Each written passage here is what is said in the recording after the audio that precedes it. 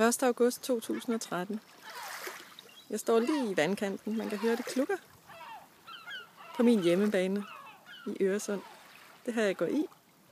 Det bliver simpelthen ikke bedre. Lige derude, der ligger Middelgrundsfortet. Kigger lidt til venstre. Så ligger Barsebæk.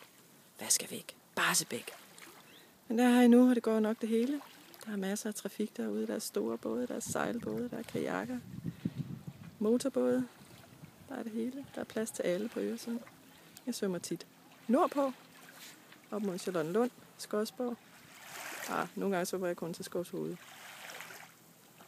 Eller Bellevue. Der er også dejligt. Meget smuk tur nordpå der. Når jeg kommer ind, så kigger jeg efter det her. Ja, tro det eller ej, vi har også graffiti i Hellerup. Jeg har nok ikke været her så længe, men nu er det her.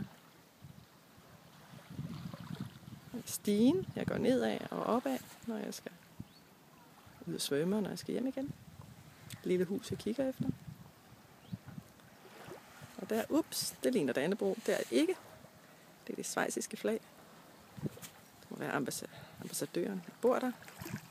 Det ambassaden ligger inde i København. Der ligger Hellerup Havn. Svømmer jeg også nogle gange ned. Der er kun 1 kilometer, så det er ikke så tit. Men der er en meget fin lille tur dernede. Og lige her, den kommer til om et øjeblik, der står sådan en pæl.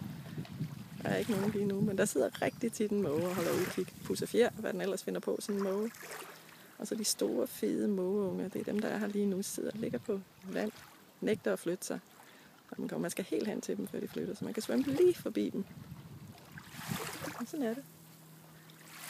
Jeg har været fralandsvind i 4 dage herude. Vandet er blank og klart, og der er ikke skyggen af brandmænd. Det bliver simpelthen ikke bedre. Man kan næsten ikke andet, end at få lyst til at svømme en tur. Det er fuldstændig bedårende, vidunderligt og dejligt. Prøv det.